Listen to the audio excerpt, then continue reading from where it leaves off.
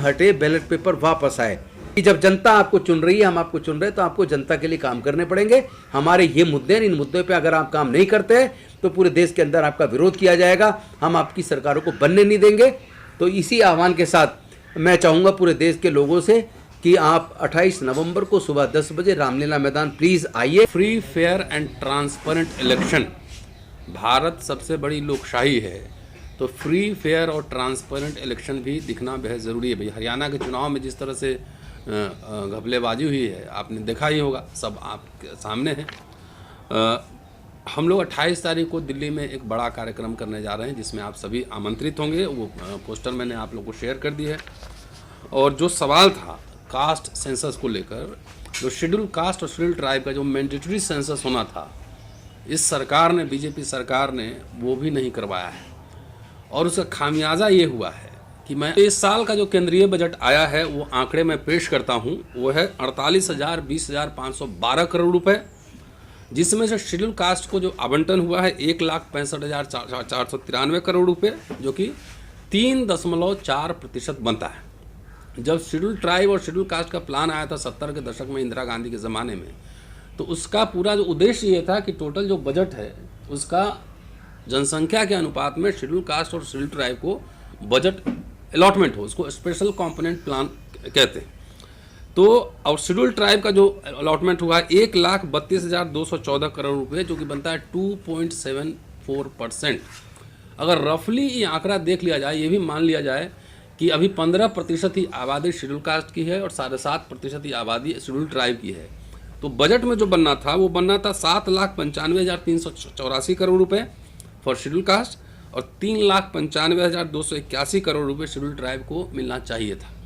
लेकिन मिला है कितना? 3.43% और 2.74%। तो ये सीधा और सीधा हकमारी हो रही है शेड्यूल कास्ट शेड्यूल ट्राइब की।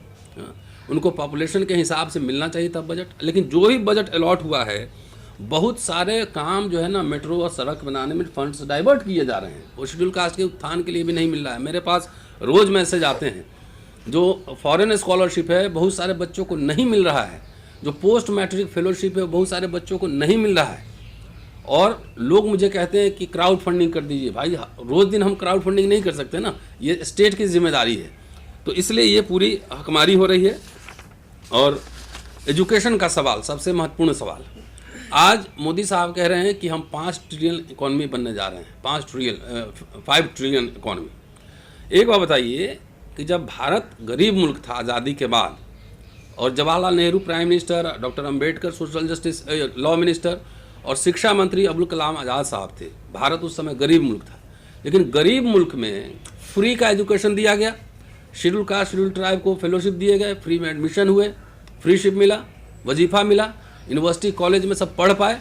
आज दिल्ली यूनिवर्सिटी में एक आम बच्चा, मिडिल क्लास का बच्चा भी अगर बाहर का रहने वाला हो नहीं पढ़ सकता। एक बच्चे का रहने का खर्चा 20,000 रुपये है। और पोस्ट मैट्रिक फेलोशिप जो है वो आज के हिसाब से 4,000 रुपये पर मंथ होना चाहिए था आज के हिसाब से। 1977 में जब 47 रुपये मिलते थे, जब आप स्टूडेंट रहे होंगे, तो उस समय सबको वजीफ़ा मिलता था। आज वो वजीफ़ा कहाँ गया? पोस्ट मैट्रिक फेलोशिप कहाँ है? बजट बिहार सरकार ने 16 में ही बंद कर दिया। तो ये बहुत सारे मुद्दे हैं जिसमें हम लोग बात करने जा रहे हैं कि कम से कम schedule caste schedule tribe OBC के लिए एक सेपरेट निधि, फंड, आयोग, उसको अलग से खर्चा करने का डिपार्टमेंट बनाया जाए। तमाम ऐसे मुद्दे हैं जिस पर चर्चा होगी। आज इस मीटिंग में हमारे साथ कई साथी मौजूद हैं। राजेंद्र पाल गौतम साहब हैं, कोई परिचय के मोहताज नहीं है, जय भीम मिशन चलाते हैं और लीडर हैं हमारे। DN सिंह साहब हैं, ये किसानी प्रतिष्ठान चलाते हैं और national movement for old pension scheme के राष्ट्रीय संरक्षक हैं। ओल्ड पेंशन स्कीम भी हमारे एजेंडे पे है, उस पर बात करेंगे। विजेंद्र यादव साहब हैं, आप जानते हैं, एक्टिविस्ट हैं। अनिल पटेल हमारे साथ बैठे हैं और एडवोकेट प्रवीण कुमार भारती यहाँ पर हैं, और किसान नेता राज बहादुर यादव साहब हमारे साथ हैं। तो मैं एक एक करके सभी साथियों से निवेदन करूंगा कि क्या क्या इशू है, किस इशू पे हमें बात रखनी है, क्या क्या मोडस ऑपरेंडी होगा, क्या हम ज्ञापन देंगे, मिलेंगे, प्राइम मिनिस्टर से टाइम मांगेंगे, मिनिस्टर से टाइम मांगेंगे, डेलीगेशन जाएगा, या फिर हम आंदोलन के मोड में जाएंगे, सभा करेंगे, नुक्कड़ सभा करेंगे, लोगों को मोबिलाइज करेंगे, क्या क्या स्ट्रेटजी होगी, हमारे साथी बात रखेंगे।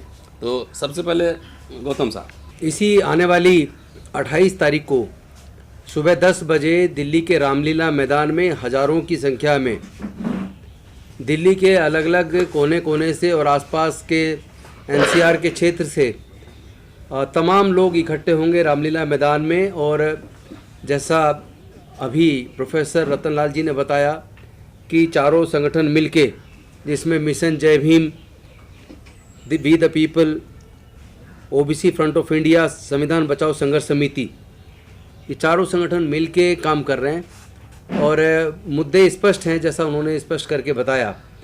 आज एजुकेशन इतना महंगा हो गया, मतलब देश को कह रहे हैं कि देश अमीर हो रहा है, 5 ट्रिलियन इकोनॉमी बनने जा रही है भारत की।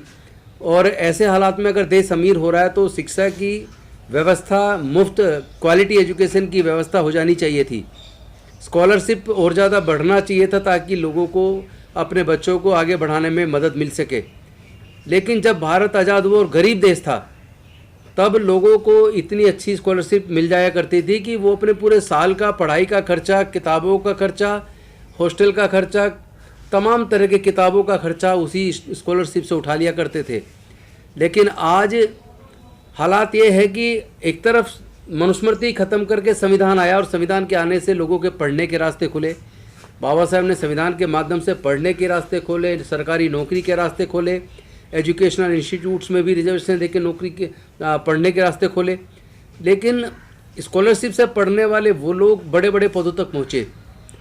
और आज जब गरीब से भारत अमीरी की तरफ बढ़ रहा है, विकासशील देश है, धीरे धीरे प्रगति के पथ पर है, ऐसे हालात में अगर हम देखें तो देश में शिक्षा को इतना महंगा कर दिया कि जिन वर्गों को पहले पढ़ने का अधिकार नहीं था, जो बाबा साहब ने अधिकार दिया, अब बिना मनुस्मृति लागू किए, बाबा साहब के संविधान के होते हुए, आज पैसे के अभाव में लोग पढ़ाई छोड़ने के लिए मजबूर हैं। जैसा उन्होंने कहा कि यहाँ हॉस्टल पे या कहीं भी अगर दिल्ली यूनिवर्सिटी में आके कोई बच्चा बाहर से रहता है तो 20,000 रुपये महीने का खर्चा चाहिए। मैं इससे एक कदम आगे बढ़ के बताता हूँ कि अगर किसी का सरकार के इंजीनियरिंग कॉलेज में सिलेक्शन हो जाता है, लॉ कॉलेज में, नेशनल लॉ यूनिवर्सिटी में सिलेक्शन हो जाता है, तो 4 साल की डिग्री करने के लिए कम से कम 15 से 20 लाख रुपया चाहिए। और देश में अनुसूचित जाति जनजाति के 99% लोग ऐसे हैं जिनके पूरे परिवार की इनकम 15 से 20 हज़ार रुपया है। तो वो बच्चे पढ़ेंगे कैसे? पढ़ाई, पैसे के अभाव में बच्चे पढ़ाई छोड़ रहे हैं। यानी मनुस्मृति की ज़रूरत नहीं है, एक षड्यंत्र के तहत जानबूझ के शिक्षा के खर्च को इतना महंगा कर दिया कि लोग अपना पढ़ाई छोड़ दें। और ऊपर से जो नौकरियां लग जाया करती थी रिजर्वेशन से, एक एक करके सारे सरकारी जो उपक्रम है वो बेच दिए गए, प्राइवेटाइज हो गए, और वहाँ हमारे रास्ते लगभग बंद हैं। जितने भी बड़े पूंजीपति हैं, अगर आप देखेंगे कि वो कैसे पूंजीपति बने, जो जिस ज़मीन पर उन्होंने फैक्ट्रियाँ लगाई हैं, कारखाने लगाए हैं, वो सरकार से कम दाम पे लिए हैं। और बैंकों में जो आम लोगों का पैसा जमा है, वहाँ से उन्होंने लोन लेके अपना व्यापार शुरू किया है। और कहते हैं कि भी प्राइवेट सेक्टर में रिजर्वेशन क्यों होना चाहिए, ये तो प्राइवेट है। मैं पूछना चाहता हूँ, जब आप सरकारी मदद ले रहे हैं, सस्ती दर पर सरकारी ज़मीन खरीद रहे हैं, और लोगों के बैंक में लोगों का पैसा, उसको वहाँ से आप लोन लेके अपना व्यापार शुरू कर रहे हैं, तो भैया उसमें रिजर्वेशन देने में क्या दिक्कत है प्राइवेट सेक्टर में? हम ये नहीं कह रहे हैं आप क्वालिटी मेंटेन मत करिए, हम ये नहीं कह रहे कि आप क्वालिफिकेशन को लोअर डाउन कीजिए। जो भी एफिशिएंसी आपको चाहिए, जो भी क्वालिफिकेशन चाहिए, वो आप रखें, लेकिन कम से कम प्राइवेट सेक्टर में रिजर्वेशन तो दें। सरकारी आपने ख़त्म कर दिया, प्राइवेट में आप देंगे नहीं। इतना पैसा लोगों के पास है नहीं, SC ST OBC माइनॉरिटी के लोगों के पास, कि अपना व्यापार कर लें, तो वो लोग आगे बढ़ेंगे कैसे? उनके रास्ते आप बंद करते जा रहे हैं। तो पहला सवाल तो ये है कि हमारे इस आंदोलन में जाति की जनगणना, जाति की गणना, हर जाति की गणना, चाहे वो SC हो, ST OBC माइनॉरिटी या कोई भी हो, जनरल कैटेगरी में भी, एक बार ये पता तो लग जाए किस किस जाति की जनसंख्या कितनी है, किस किस जाति में कितने ग्रेजुएट है, कितने पोस्ट ग्रेजुएट है, कितने लो ग्रेजुएट है, कितने इंजीनियरिंग ग्रेजुएट है, कितने मेडिकल ग्रेजुएट है, कितने मैनेजमेंट किए हुए हैं। हर जाति का पता तो लगे, और साथ में ये भी पता लगे कि कितने लोग सरकारी नौकरी में किस किस जाति के हैं। क्योंकि एक तरफ उपवर्गीकरण का आप जजमेंट दे के कि भाई किसी को ज़्यादा मिल गया इसलिए जिसको नहीं मिला उसको देना है, ये कह के उपवर्गीकरण सरकारों ने करना शुरू कर दिया, कोर्ट से भी निर्णय आ गया। लेकिन ऐसा तो कोई डाटा ही नहीं है कि किस जाति की कितनी जनसंख्या है और सरकारी नौकरी में उनको हिस्सा कितना मिला है। तो जब तक ये इम्पिरिकल डाटा नहीं होगा तब तक पता कैसे चलेगा? इसलिए जाति की गणना, इकोनॉमिक सर्वे, शैक्षणिक सर्वे, सामाजिक सर्वे, सोशियो इकोनॉमिक सर्वे, ये पूरा होके आए, पता लगे कि खेत की ज़मीन कितने लोगों पे कितनी कितनी है, व्यापार में किस किस समाज के किस किस लोगों की क्या स्थिति है, वो सारा डाटा तो सामने आए। क्योंकि जब तक डाटा नहीं आएगा, किसकी कितनी संख्या है, किसको देश की तरक्की में कितना हक मिला है, इसलिए जिसकी जितनी संख्या उतना उसका हक ये मिलना चाहिए। और वो तभी हो पाएगा जब जाति गणना हो जाए, सोशियो इकोनॉमिक सर्वे हो जाए, शैक्षणिक सर्वे हो जाए, ताकि एक डेटाबेस तैयार हो जाए।